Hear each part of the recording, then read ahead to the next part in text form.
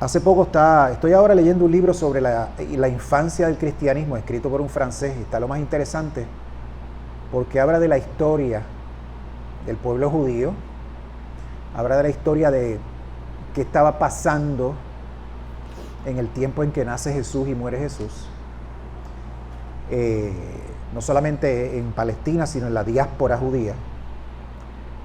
Y qué estaba pasando allí en Palestina cuando eso, y el por qué las enseñanzas de Jesús echaron raíces tan rápido y se esparcieron como llamas en pasto seco en el imperio romano de la época. Y está bien interesante porque la reverenda se pasa diciéndome que tengo que leer libros de Unity y todo este tipo de cosas, ¿no? Pero a mí me encanta la historia. Y a través de la historia me siento más cerca de todo eso que pasó. ¿Qué significa todo eso en nuestra vida? Y la importancia de verlo desde el punto de vista metafísico, como lo vemos aquí en Unity. Porque los seres humanos luchamos y nos matamos unos a otros, ya no por territorio ni por recursos, sino por historias, por cuentos. Yo tengo un cuento, llámelo usted como quiera, el otro tiene un cuento diferente al mío, y por ese cuento nos matamos. Y los cuentos son hechos por nosotros, por supuesto. Y hay que saber interpretar esos cuentos de la forma adecuada para que no andemos cortándonos los cuellos y las cabezas unos a otros. Y entiendo yo que ese era el mensaje de Jesús. Claro, cuando tú llegas con una nueva interpretación de un cuento al cual todos están de acuerdo que es el cuento que es, pues eso es peligroso. Es peligroso porque te expones al rechazo, te expones al escarnio público, te expones a que te tilden de loco, y en algunos lugares te expones a que te encierren o a que te quiten la vida. Todavía en el siglo XX eso pasa. Y en el tiempo de Jesús, en el lugar donde se crió Jesús, en la ebullición política y social y religiosa de la época, hacer lo que hizo Jesús era algo bien grande, que se ganó muchos enemigos, además de seguidores, por supuesto. El problema con Jesús era que los enemigos eran los que tenían el poder y los que podían verdaderamente hacerle daño para tratar de apagar este movimiento, ¿no? Y eso le da miedo a cualquiera, y temor. Y hoy vamos a hablar un poquito sobre el miedo, el temor, y cómo hizo Jesús para vencer eso. Y poder seguir con su mensaje, lamentablemente llevándolo a donde lo llevó, pero que ese mensaje perdura hasta nuestros días, gracias a las personas que recogieron esa antorcha del suelo y siguieron cargando con ella, a pesar de todos los sacrificios, muerte, persecución que eso conllevó por los próximos 2 o 3 siglos de la historia, después de la muerte de Jesús. Bien, y vamos a empezar con una lectura de Marcos, que también está en Lucas, sobre la cuestión de la barca, que Nader mencionó ahorita en la meditación. Y dice así: y entrando en la barca, sus discípulos le siguieron. Y he aquí que se levantó en el mar una tempestad tan grande que las olas cubrían la barca, pero él dormía. Y vinieron sus discípulos y le despertaron diciendo: Señor, sálvanos que perecemos. Y él les dijo: ¿por qué teméis, hombres de poca fe? Entonces, levantándose, reprendió los vientos y el mar, y se hizo una grande bonanza. Y los hombres se maravillaron diciendo: ¿qué hombre es este que aún los vientos y el mar obedece?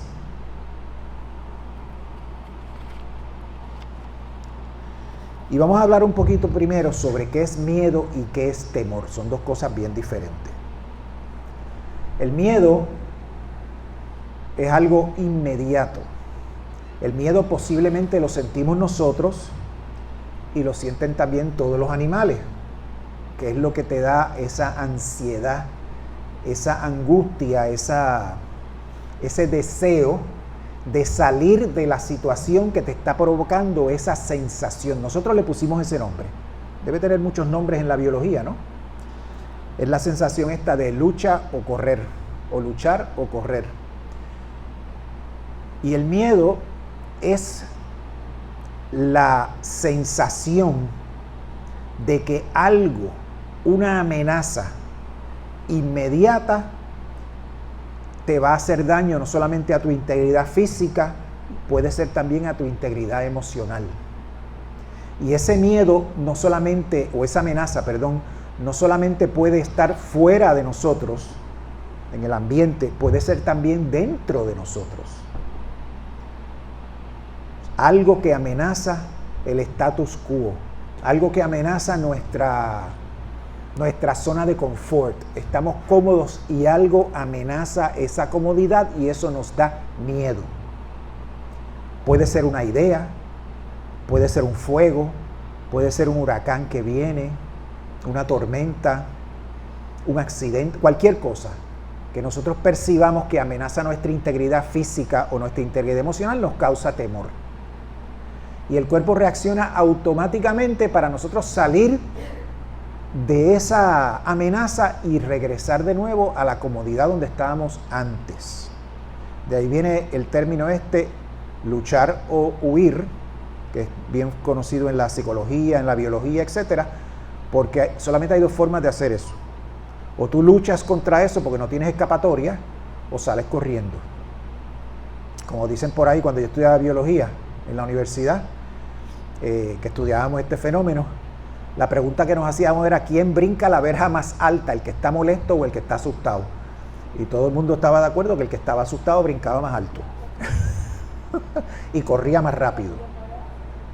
¿Ok? El temor es otra cosa, porque el temor solamente lo sienten los seres humanos.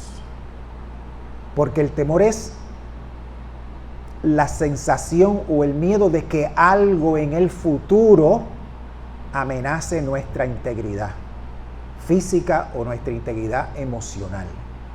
Los animales no tienen la capacidad de poder ver más allá de la inmediatez en donde viven ellos, ¿no? O sea, un animal no puede pensar la semana que viene va a pasar esto. Un animal no puede pensar está lloviendo, por lo tanto este río puede crecer y me puede llevar, porque no está consciente de esa realidad en ese momento. Cuando venga el río, el animal va a sentir miedo. Ahora, el ser humano ya está sintiendo temor porque se acerca la época de lluvias y hay que hacer algo al respecto. Esa es la diferencia, ¿no?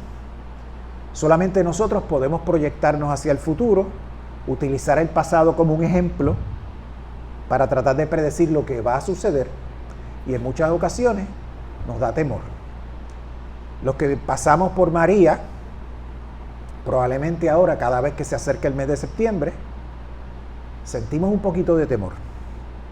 ¿Y qué hacemos? Nos preparamos. Nos preparamos siguiendo las recomendaciones de la defensa civil y todo este tipo de cosas, porque no podemos evitar que venga la tormenta, pero nos podemos preparar. Y eso reduce el temor que sentimos. Alguna gente, el temor, pues, aún así es un problema. No así con los temblores de tierra, porque los temblores de tierra son impredecibles. Y ese temor puede persistir todo el tiempo, ¿no? Así que esa es una diferencia bien importante que hay que hacer sobre el miedo y el temor. Y hace poco estaba hablando con un amigo y estábamos hablando sobre precisamente estos dos temas y la esperanza. Y la esperanza también es algo que nosotros sentimos que los animales no tienen, porque la esperanza es tú, a pesar de los miedos y los temores que tú tienes, hacer cosas en la esperanza de que todo te salga bien. Y llegamos a la conclusión en esta conversación que la esperanza y la fe probablemente son lo mismo, porque la fe es tú esperar algo que no sabes que va a ocurrir. Yo salgo por la mañana para San Juan a una cita médica y yo tengo fe y esperanza de que yo voy a llegar bien, de que voy a llegar a tiempo, de que me van a atender a tiempo, de que voy a regresar a mi casa a cierta hora y que todo va a salir bien. Eso es esperanza, ¿no? Eso es fe. Porque yo no sé lo que va a pasar por el camino ni lo que pasó, porque no he llegado allí. La posibilidad de un accidente no está en mi mente. La posibilidad de un tapón no está en mi mente. La posibilidad de que el médico no llegue a su cita no está en mi mente. En mi mente siempre están las cosas buenas, la esperanza, la fe de que todo está bien, ¿no? Y eso es importante. ¿Es normal sentir miedo y temor? Sí, eso es normal. Y cualquier escrito que usted lea de algún analista de la Biblia o de un religioso que esté buscando ese tema, te va a decir que sí, que eso es, el sentir miedo es normal, es importante porque nos prepara para enfrentar peligros, para enfrentar problemas de una forma más adecuada. Y sentir temor, al igual que por ejemplo el ejemplo que di de las tormentas, nos prepara para enfrentarnos a un posible problema que puede llegar o no puede llegar, pero ya nos sentimos preparados y nos sentimos menos atemorizados a enfrentarlo porque sabemos que vamos a estar bien. Se aumenta nuestro nivel de esperanza y nuestro nivel de fe. Así que eso es normal. Ahora, eso puede ser paralizante.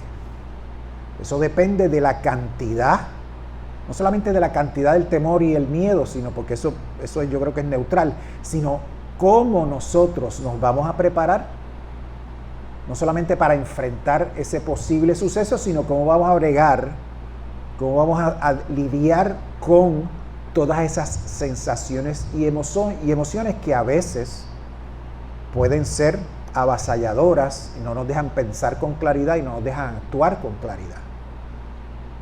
Respondemos de forma instintiva y muchas veces el responder de forma instintiva nos pone en mayor peligro, quizás, o nos causa más problemas. Eso pasa cuando usted está guiando y ve un animalito a la orilla de la carretera, el animalito siente miedo porque viene el carro, especialmente si es de noche, ve esas dos luces que él no sabe qué es, no entiende eso. Y usted está llegando al lugar donde está el animal sale corriendo. Y sale corriendo por donde está el carro. A veces, esas reacciones nos traen a nosotros problemas porque no podemos controlarla. No podemos. Y probablemente Jesús y sus seguidores sentían todas esas cosas. Sentían todas esas cosas porque al igual que hoy, a pesar de que para nosotros quizás es normal, hay cosas que nos atemorizan, hay cosas por las cuales sentimos un poco de temor, nos preparamos, pero como están sucediendo en la cotidianidad, quizá no vemos el significado quizá más profundo o no nos alteran tanto como en otras veces, ¿no? Vamos a coger el ejemplo de el parto. Hoy en día, una mujer embarazada va al hospital, pare, lleva su seguimiento, toma sus medicamentos, hace su dieta, hace su sonograma y la gran mayoría no tiene ningún problema. En los tiempos de Jesús no había antibióticos, no había hospitales, no había médicos, no había sonogramas, no había pruebas de laboratorio, no había absolutamente nada de estas cosas que nosotros tenemos hoy. Y el parir un muchacho era una de las cosas más peligrosas que podían suceder en la vida de una mujer. porque el porciento de personas que morían durante o después del parto era altísimo comparado con hoy día. El 45 al 50% de las criaturas que nacían en aquellos tiempos morían antes de los 5 años, por ejemplo. Y la cantidad de mujeres que morían por condiciones después del parto o complicaciones después del parto era altísima también. O sea que posiblemente en aquel tiempo el tú salir embarazada, a pesar de que era una felicidad enorme para toda la familia, debió haber causado mucha ansiedad y mucho temor. Y si tú permites que esa ansiedad y ese temor te dominen los próximos 9 meses, eso posiblemente va a ser la causa de una complicación mayor después que cuando llegue el momento. Tú no te alimentas bien, no duermes bien, los niveles de cortisol están altísimos, aumentando tu presión, tus niveles de azúcar, afectando el feto que llevas en el vientre, todo este tipo de cosas, ¿no? Eso ni hablar de las depresiones postparto y las psicosis postparto que se ven y que en aquel tiempo posiblemente era lo mismo que ahora, ¿no? También en la vida de Jesús, en aquellos tiempos, había que tener mucho cuidado con lo que tú hacías, con lo que tú decías, cómo te comportabas, porque de cualquier cosa, la ley de Moisés, representada en las autoridades, decían que estabas impuro, tenías que pasar por un proceso de limpieza ritual para tú poder compartir con tu familia, para poder sentarte con ellos, etc. No podías compartir lo que tú tenías con un extranjero que no fuera judío, porque eso era también un pecado. No podías trabajar el sábado, no podías ponerte ropa hecha con 2 fibras a la misma vez, por ejemplo. Las mujeres no tenían voz ni voto en nada, no valían nada, no heredaban nada, se podían intercambiar o vender como si fueran propiedad, los padres tenían esa potestad. Yo tengo una deuda, tengo una nena, pues mira, yo te la doy y tú me condonas la deuda, o mi hijo te lo doy para que trabaje contigo como esclavo por tanto tiempo para pagar mi deuda. Eso era lo normal. O sea que había que andar con mucho más cuidado que hoy. Hoy usted va al supermercado y compra comida para la semana. En aquel tiempo, si no tenías dinero, ¿qué voy a hacer? ¿Qué voy a comer hoy? ¿Qué voy a comer mañana? Ni se diga que voy a comer la semana que viene, porque eso no está en el panorama. O sea, no tengo tantas preocupaciones que eso no cabe en mi mente. Todas esas cosas eran importantes en aquel tiempo. Jesús era lo que en griego se llama un tectón. Un tectón es un artesano, carpintero, albañil, era como un handyman hoy en día, ¿no? Y en aquel tiempo ese era el escalafón más bajo en la sociedad. Y esta gente, donde se movía Jesús, esta gente que siguieron a Jesús, pescadores, tejedores, comerciantes de cositas, agricultores, etcétera, les era bien difícil seguir las 600 y pico de leyes de Moisés, porque estaban muy ocupados buscando qué comer esta noche, buscando cómo pagar la deuda del templo, buscando cómo pagar la deuda del imperio, que me lo quitaba todo, esas dos cosas. Ellos se sentían poco importantes para toda esta gente que los gobernaba. Y Jesús se movía entre esa gente, y esa gente empezó a seguirlo porque él representaba una esperanza no de aquí y ahora, pero una esperanza para vivir mejor, tener propósito en su vida, poder amar a los demás y poder ser amado, sentirte parte de algo más grande. ¿Qué pasa? Jesús quería que todo el mundo se sintiera parte de algo más grande, más allá de la religión establecida en Israel. Que fueras parte de algo más grande que significaba el mundo entero. Los sirofenicios, los griegos, los etíopes, los árabes. Y ya dentro del judaísmo eso era un pecado mortal. Y eso tiene que haber causado mucho miedo, no solamente para él, sino para sus seguidores. Ahora bien, todas estas escrituras que nosotros leemos de la historia de Jesús, etcétera, son escrituras que se vinieron a escribir muchos años después de los hechos. El evangelio más joven, el de Marcos, se escribió en el año 60. Ya hacía como 30 años que a Jesús lo habían crucificado y faltaban quizá 10 años para que destruyeran el templo en Jerusalén los romanos.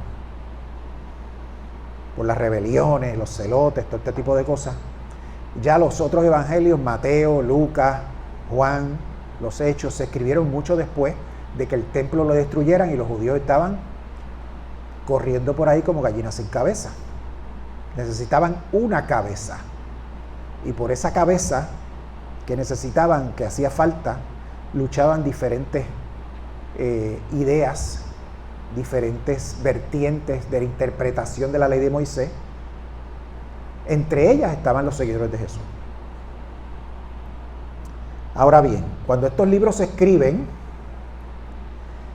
ya a los seguidores de Jesús, que se les llamaba temerosos de Dios en aquel tiempo, que no solamente estaban en Jerusalén, en Palestina, sino en la diáspora también, los sacaron de las sinagogas. Ya los habían sacado de las sinagogas, y los que controlaban las sinagogas en aquel tiempo eran los fariseos. Por eso es que en la Biblia los fariseos son el enemigo, los judíos, ¿ves? Porque esos son mis adversarios políticos, ¿no? Si venimos a llamarlo así. Y por eso es que hay que tener cuidado como tú lees eso, porque si tú lo lees con los ojos de aquel tiempo, 2000 años después, vas a matar gente porque te mataron a Jesús. Por eso es que es importante la interpretación metafísica y la metafórica, porque esas cosas que supuestamente ocurrieron hace 2000 años no están ocurriendo hoy. ¿Ok? Bien. Vamos al pasaje de la barca. Posiblemente muchos hermanos cristianos interpretan ese pasaje de manera literal. Nos montamos en la barca, los 12 discípulos, vino la tormenta, Jesús, Hijo de Dios, representante de Dios en la tierra, con poderes sobrenaturales sobre la naturaleza, el viento, el agua y todas esas cosas, se levanta, amonesta a esta gente diciéndole, mira, pero ¿por qué tienes poca fe? Chico, porque yo no soy hijo de Dios, me voy a ahogar. Y él se levanta, acalla la tormenta y todos se maravillan de quién es este hombre que tiene poder para hacer estas cosas.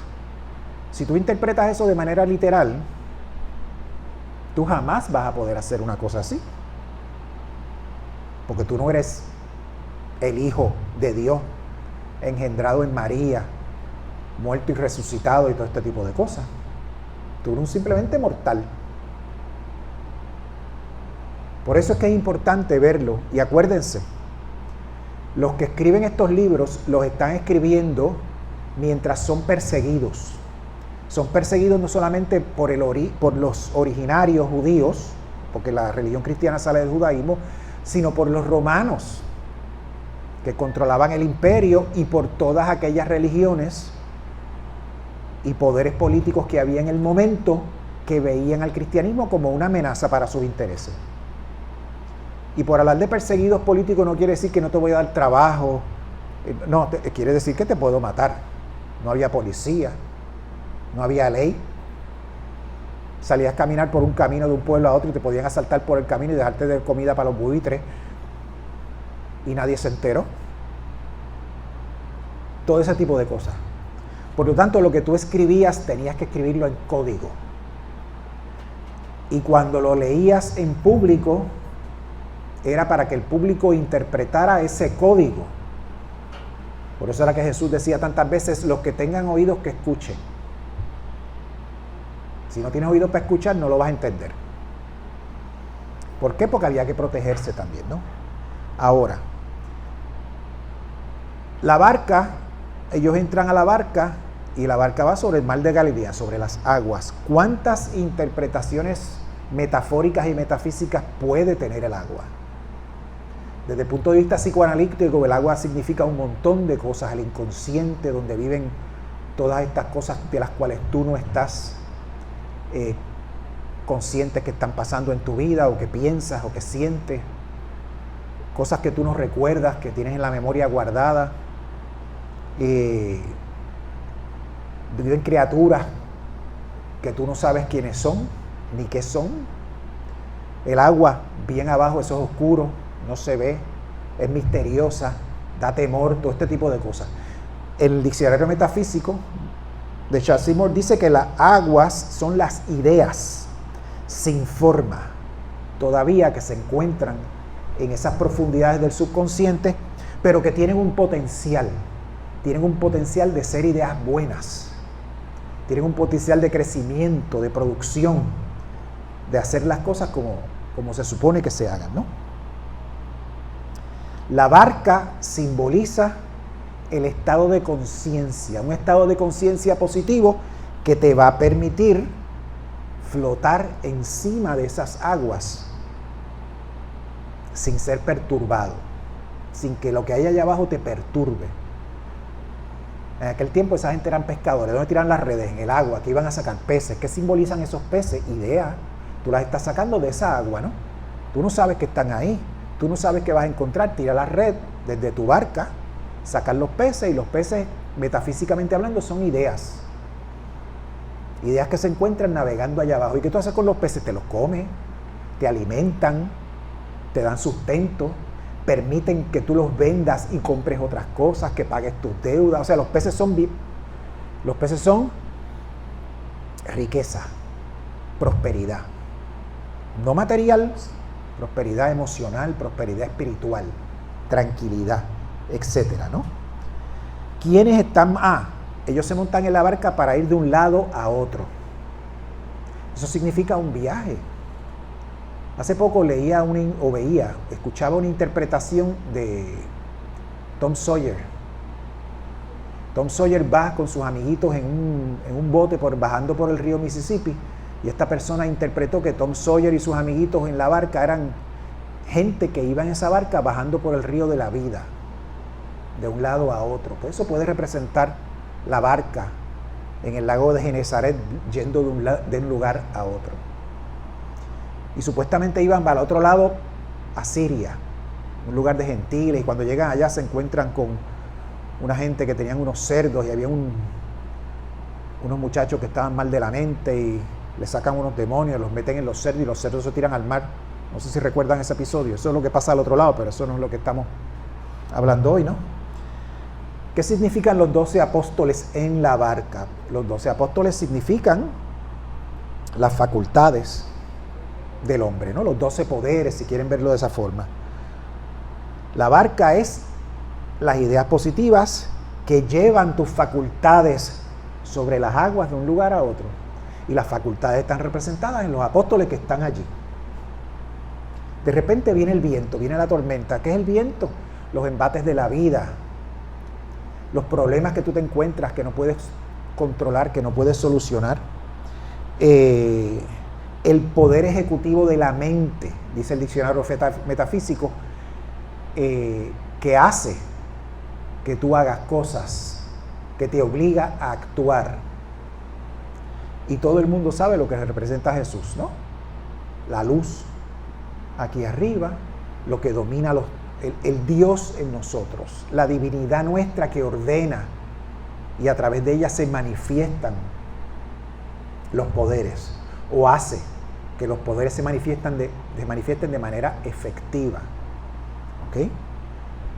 Por lo tanto, estos muchachos están en la barca tratando de bregar con los problemas de la vida, sobre el agua, que son un montón de ideas que están allí sin forma,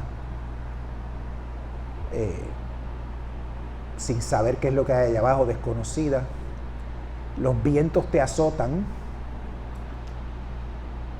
que son los problemas, quizás las ideas, el poder de la mente tratando de buscar algo positivo en todo lo que está pasando, ¿no? Y Jesús, la luz crística,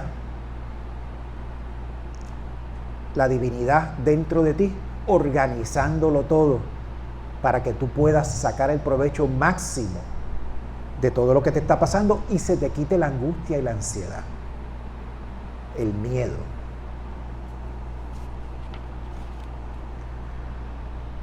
De esa misma forma Jesús bregaba con su miedo. Él oraba mucho, se iba a meditar, él buscaba contacto con ese Cristo dentro de él, mientras él navegaba por esa dentro de esa barca, por ese mar tormentoso que era la sociedad palestina de la época. Porque mira que había vientos cruzados y habían olas y relámpagos en aquel tiempo, ¿no? Muchísimos en su vida. Y él tenía que navegar, buscar el camino correcto en el momento correcto para poder llevar su mensaje de esperanza y que otros lo pudieran hacer como él. Y eso conllevaba mucha planificación, mucha meditación, mucha oración, porque un paso en falso, y ahí quedaba. Que al final, pues eso fue lo que pasó, ¿no? También Jesús dice, bienaventurados aquellos que son perseguidos por causa mía. ¿Y qué quiere decir esto? O sea, él no quiere decir bienaventurados aquellos que me siguen como si yo fuera el líder político, el representante de Dios en la tierra, el Hijo del Hombre, etcétera, porque van a alcanzar el reino de los cielos y Dios los va a ver y se los va a llevar. No. Por causa mía es bienaventurados aquellos que son perseguidos por la búsqueda de la verdad, por la búsqueda de la forma de vivir más adecuada que sea beneficiosa para todos nosotros. Bienaventurados aquellos que están dispuestos a salir de la prisión que la historia que les han impuesto los poderes que son, los aprisiona y ven más allá de esos muros y comparten con otra gente y se dan cuenta que pueden reconocer la divinidad que ellos tienen dentro en los demás, a pesar de que no crean en su historia, a pesar de que no hablen su idioma, a pesar de que no coman lo mismo que yo como, a pesar de que su piel sea de un color diferente al mío, a pesar de que sean mujeres. De eso es lo que está hablando Jesús. Bienaventurados aquellos que por seguir este camino que yo te estoy trazando son perseguidos. ¿Por qué? Porque siempre cuando hay crecimiento espiritual va a haber una oposición a ese crecimiento espiritual. Y esa oposición va a ser externa, pero puede ser también interna. Externa porque todo está hecho fuera de ti para que tú te mantengas por un camino que ha sido trazado hace tiempo y que se supone que tú sigas y no te puedes desviar de él. So pena de muerte, de persecución, de aislamiento, de destierro, lo que sea. Y oposición interna de los miedos que tú sientes a las consecuencias de tú salirte de ese camino. ¿Qué va a pensar mi familia? ¿Qué va a pensar mi esposa? ¿Qué van a pensar mis amigos? ¿Qué va a pensar el gobierno? ¿Qué van a hacer toda esa gente conmigo cuando se den cuenta de que yo no pienso y yo no actúo y yo no sigo los patrones como los hemos seguido por generaciones?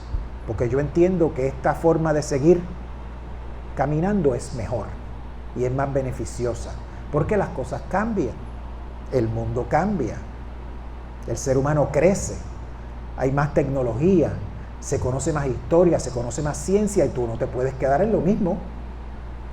Como dijo Albert Einstein, no se puede tratar de resolver un problema con las mismas soluciones que tú hiciste anteriormente que no funcionaron.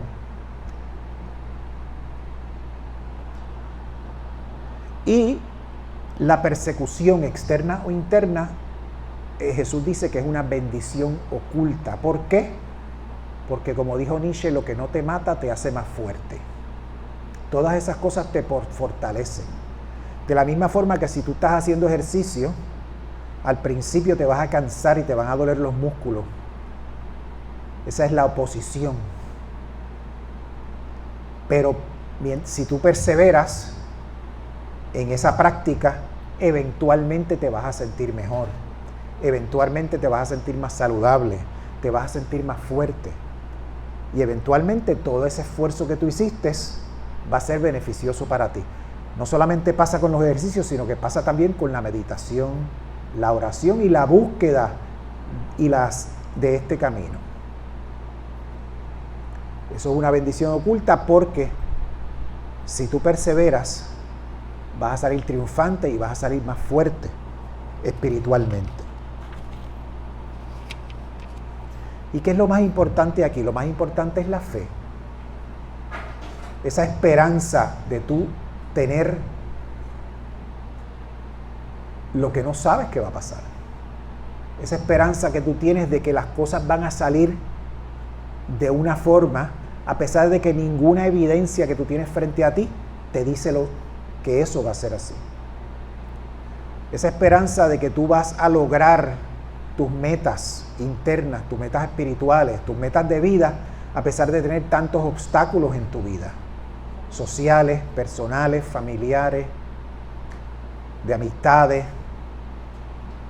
porque te estás saliendo de la historia que tú estás viviendo, que se te dijo que tenías que vivir y que se te dijo que tenías que seguir adelante.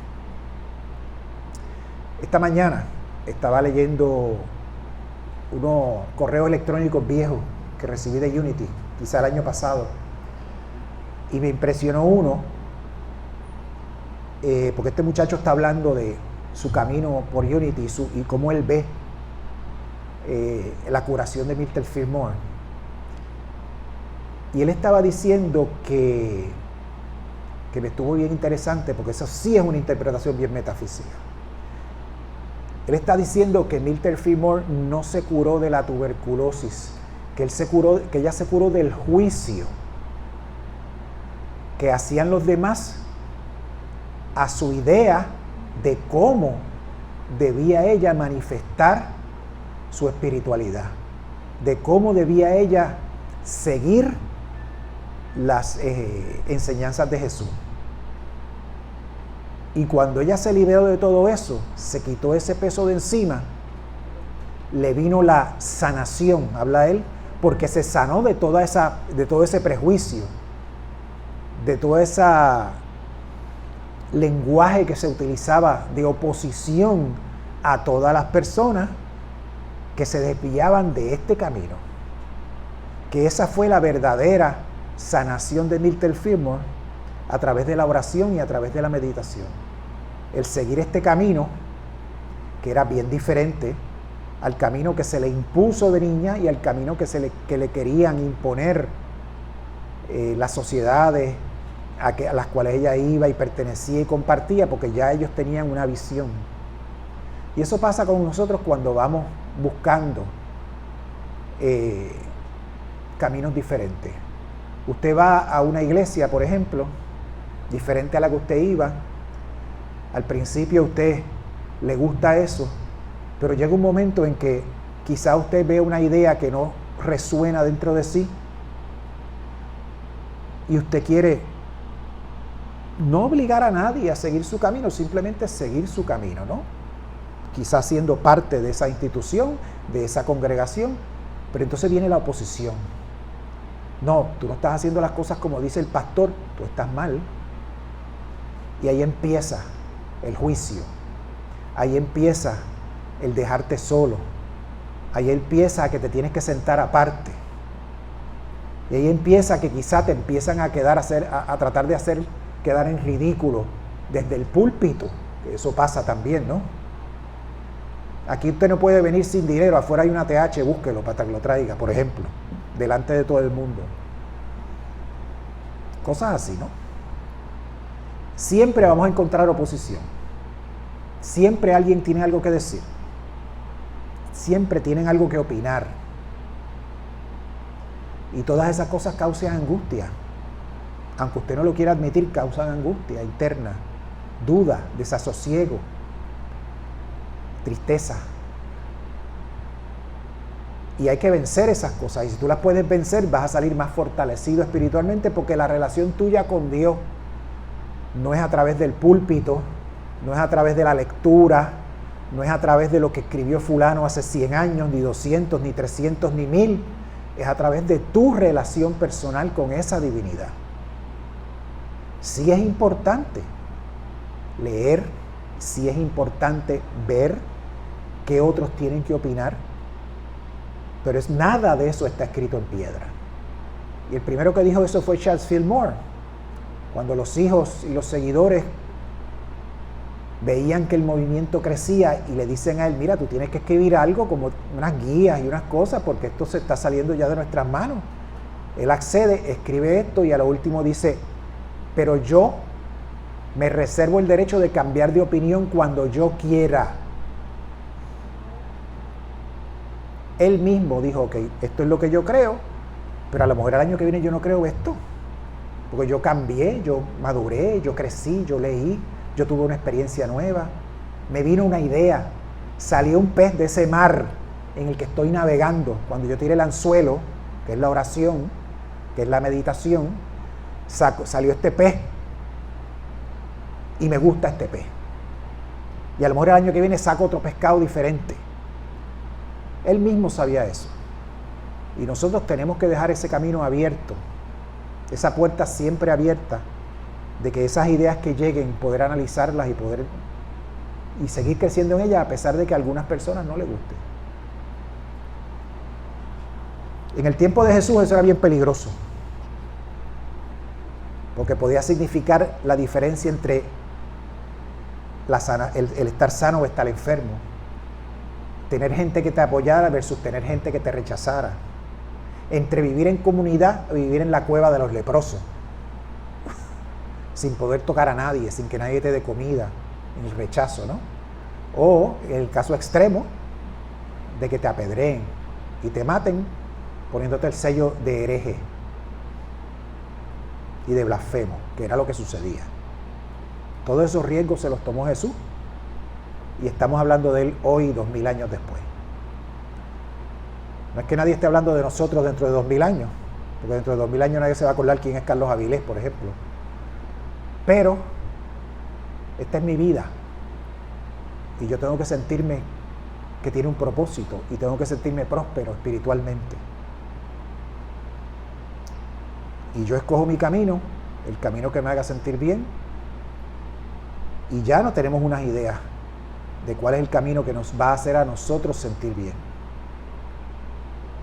Y ese camino fue el que nos dio Jesús de Nazaret, que hay 20.000 interpretaciones de ese camino. Pero lo importante es la suya, porque es la suya la para usted. Dios los bendice.